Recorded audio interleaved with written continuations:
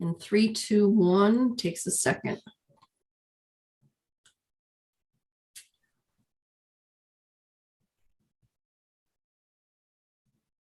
Okay. 3, 2, 1, take.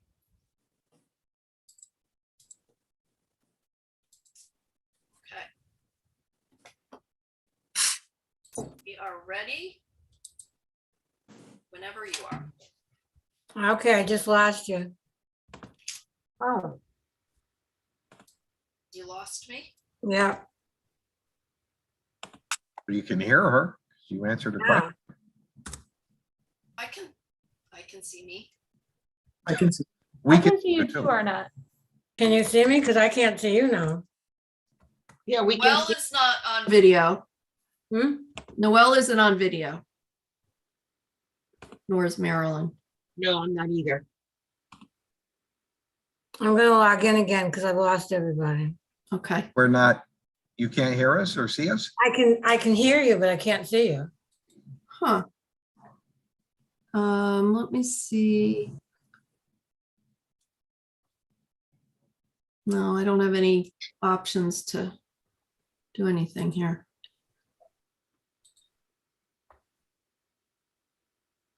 Well, you remember what we look like. So if you want, Yeah, all right. if you want to just keep going, I'll just keep going, huh? You don't have to look at me.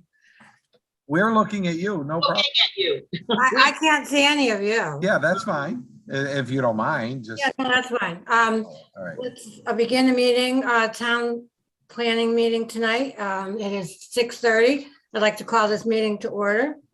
Marilyn, we have the roll, please. Yes, Ms. Pavano, Here. Mr. Burway, Mr. Present. And you have a quorum present. Thank you. May we have the Pledge of Allegiance?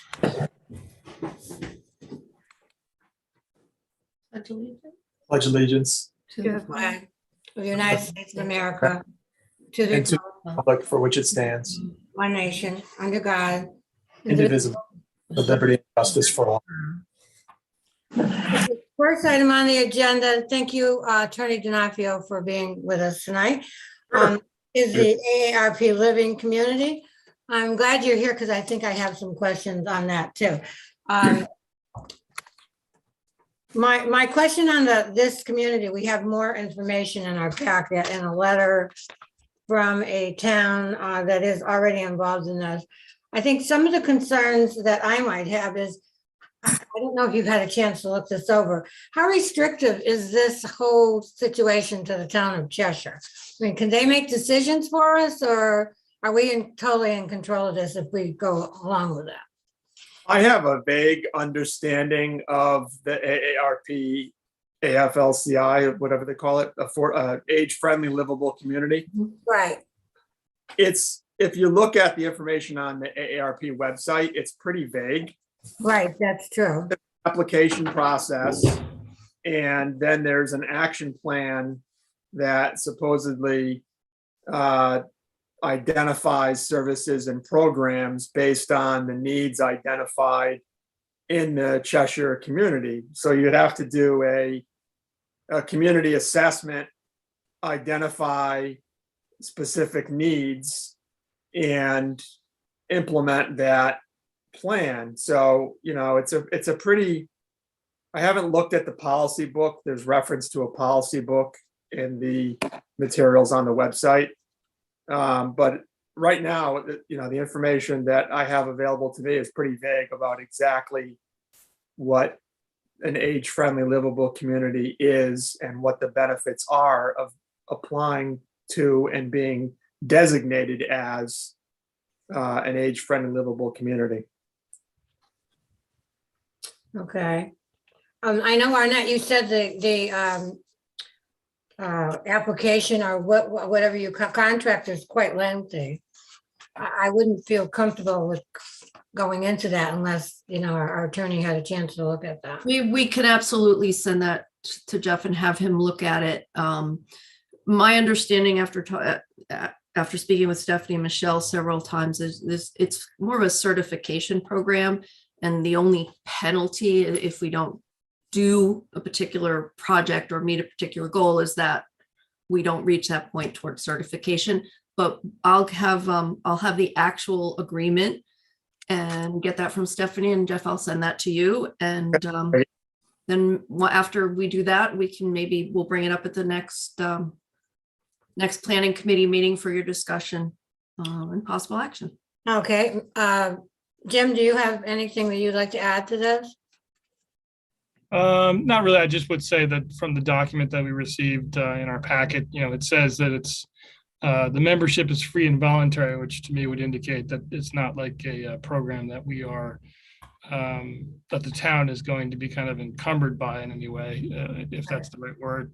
It seems like what Arnett just said and what Michelle I think has said is it's really just a kind of it's a program that gives us a way, to make steps toward being more livable for seniors and for people throughout kind of their life cycle. And I think it's more of a goal. It's more of a kind of a marketing tool. And I think it will certainly give our Human Services Committee, our Youth and Human Services Committee, a nice project to work on as well. Yeah. David?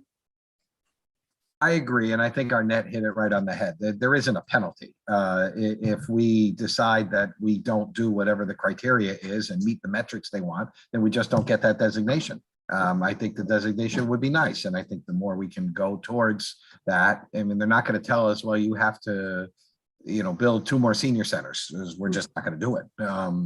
But if they assess our situation and look at it, not that different from the sustainable group. If they assess our situation and say, okay, you've met this many metrics, you can have that designation. I think it's great. I'm not so sure we want to be tackling this in the next couple of months. So I think we got other priorities until springtime when the budget's done. Yeah. I do want to make sure they can't revoke our ARP membership though, Yeah. You're not old enough, Jim. Jim, you're not old enough, right? Oh my God, I turned 50 a couple months ago. Oh, Okay, so you are, yeah. You Yeah. youngin. Yeah. So do you have any, do you want to just go ahead and at least let the attorney, D'Onofrio, look at this a little more? We Sure. don't have to make any decisions on this. right. Right. Nope, I And think then- that's a good step. Sorry. And the council action will be essentially to agree to send that letter that was a similar letter that was included in your packet, a letter of support. So that can be done at any time. So- That's fine. Great. Okay, we can go on to the town-owned property. And I believe that was sent to the Parks and Rec. Is that correct? Mhm. Yes, Parks and Rec Commission received it. We've not heard back from them yet, but I know that we will. So if we can hold off on that until we get the response from them, we can visit that at another meeting. That'll be fine. And the next item was the Poet Laureate, which again, we're just in the middle of the discussions on this. We have more information that was given to us in the packet. David, do you have anything that you'd like to add to this? Or I know that we don't have to act on this right now, but. No, but I'm ready. I'm fine. I think what was in there was fine. I think I'd like to get other council members' input and maybe in an informal way, let them know this is a draft of what we've been working on, and I'm ready for their input and Me ready too. to move forward with this. Jim? Yeah, I'm ready to move forward with it as well. I think that the resolution is written. I think it's, the way it's, pulled from the, is it the state document that we pulled that from, more or less? Yeah. Yeah. I think it makes a lot of sense. I think, I think it's going to be an interesting process to kind of go through as far as putting a panel together to select a Poet Laureate. I think it's going to be a good thing, and I think once we do, it's going to be a good thing for the town. So I'm ready to move forward with it. I am too. I'm especially looking forward to input from the entire council as to how they feel about this. We all have a voice, and I would like to hear all the voices. Sure. So, okay, so are we ready? Do we want to move this forward? Because I'm okay with that also with both of you with that. Sure. I think we should. The next plan, right? The next step would be to send it to the council with a Right. recommendation that they consider this and that we get input from them. Yes, I like that wording, David. Do we need that in the form of a motion, Arnett, or are we okay with that? That sounded like a motion to me. Yeah, it sounded pretty good to me. I second that motion. Okay, Yeah. that's good. We're all in favor of the motion. Aye. Okay, moving right on. No, we need a vote on that motion, Sandy. Oh, I'm sorry. All in favor of the vote? Aye. Aye.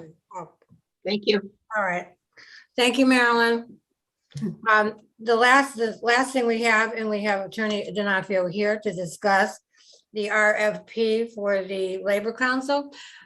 In opening, I'd like to discuss, for anyone who's watching and even for myself, what an RFP is and why it is necessary to have something like this when you are looking to hire legal services. Can you explain that to us, Attorney D'Onofrio? Sure. The issuance of a request for proposals is a typical procurement tool that's used by both public and private sector organizations for the procurement of professional services. In other words, an invitation to bid is typically used as the procurement tool when you're looking for compliance with the lowest responsible and qualified bidder standard versus a request for proposal, which allows you to consider more than price. So many towns have, I would say, probably a little bit more than a third of the municipalities in Connecticut have over the last 20 years at one point or another issued a request for proposals, whether it be for town attorney services, for labor counsel, for bond counsel, for land use counsel, or for special counsel.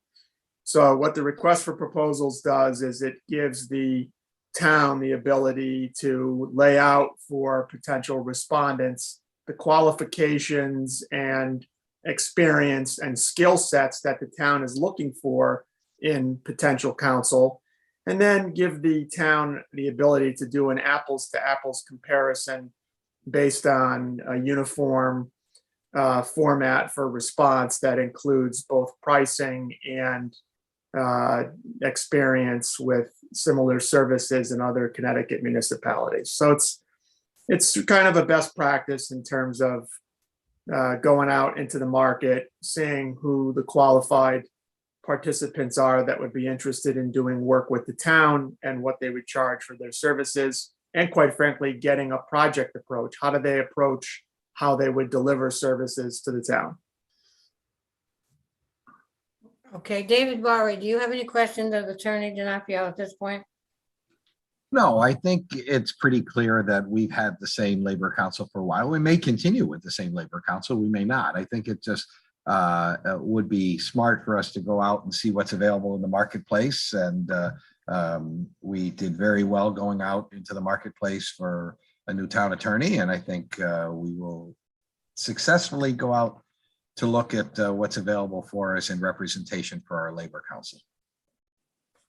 Jim Jenks, would you like to make any comments on that? I don't have any further comments. Okay, Arnett, can you take it from here? We did have a little discussion about. Sure. Yeah, Sure, and I actually, Sean and I reviewed the original RFP. Sorry. And took a look at the timing, and I know we have budget coming up, but the RFP was pretty thorough. It really just needs some editing. So if you indulge me for a moment, I'll share this. So Okay. So we had done I don't know if you can see that, if it's big enough. We had done some sample timelines in terms of getting this done, and staff time we considered budget process. If we want to have a labor attorney appointment effective July 1st for the new fiscal year, we can do that. We'd have mid to end of March, we would prepare the RFP document. We can actually get a head start on that now. And I'm sure that Jeff would be helping us with that. And then pretty much the month of April, we would have that be a submission period. And then after the budget is adopted, we can have council reviewing the submissions, and planning committee can be meeting. And then in May, we would set up the interviews with the top 3 or 4 candidates that the planning committee has chosen. And then at the June 14th meeting, if all goes well, the council could hopefully make an appointment and we could get started on July 1st. Alternatively, we could do it a little bit later and we could start in May. And then the time for each phase is about the same. And then we could have a firm in place by August 1st. So it is doable, as long as we don't have another huge COVID spike and something like that happens. Right. David, would you want to have someone in place on July, or could we go to August, or what is your thought? Well, July 1 is the start of the fiscal year, so that's always nice symmetry, but that doesn't have to be. I mean, we changed our last town attorney in April, so I think we could do it whenever. I'm fine. And I don't see an urgency to rush this. I see that it's just, let's see what's out in the marketplace. And so either timetable I'm fine with. I don't want to overburden staff, because not only are you going to be done with the budget on the 10th, no, you're going to be done putting it together and present and, putting it together. But then there's all our inane little questions. Sometimes we ask that you have to look up a lot of information, especially the chairman of that group. So you've got a lot of work during that time as well. So I don't want to overburden you guys either. Well, that's very kind. Thank you. Jim? Yeah, I think that's a good point by David. I also wonder if we want to just maybe put this off until, even later in the year. I don't really see the urgency either. So maybe we want to put this off till well after budget and capital budget. The timetable will hold, the time frames will hold regardless of when you start. So whenever you want to start the RFP process, you can, I'll make sure to email you that timetable just so you can see approximately how long it'll take. Yeah, I mean, with the hiring of the town attorney, it was a pretty substantial amount of time meeting with everyone, and so it's not a quick short thing. No, it's not. And I agree with David. I don't want to burden you and the town hall staff, because the budget is going to take a lot of time. So I have no problem in pushing this off so we can make a decision later. Would you like the staff to work on an RFP as we can, and when we have something, we can come back with that to the planning committee and decide what the next steps are? That would be wonderful. How do you feel? Okay. David? Sounds good to me. Jim, are you okay with that? That sounds great. Do we need that in a motion, or we're just gonna agree? You don't need a motion. You're asking staff to do it. That's fine. Can I just make one comment? Absolutely. The only thing to keep in mind when you're determining a timetable for Labor Council Yeah. is want to make sure you got to take a look at your contracts. In other words, you don't want to switch Labor Council when you're in the middle of negotiating a contract. Well, They're all done now. So that's why this is the good time. Got it. Yeah, That that's makes why we sense, yeah. waited. Yeah. Yeah. So, yeah. Go ahead. The thing I would say is it going to be a significantly different RFP, because last time it was done in conjunction with town attorney? They were both out together. So is it going to be different? Because it could be one firm, and in some cases it was, that offered to do everything. Right. It will be slightly different based on the requirements of the firm. And as our town attorney, I know that we can give him a draft, and then he can tell us what we really need to do. You bet. okay, that's all we have is Dave or Jim have anything they want to add, or are we good? All set. What's that? Thank you, Attorney D'Onofrio, for joining us tonight. Anytime, my pleasure. Okay, and thank you, Arnett, for that timetable. I will email that out to everybody. Thank you very much. And maybe we have a motion to adjourn. Moved. Second. All in favor? Aye. Aye.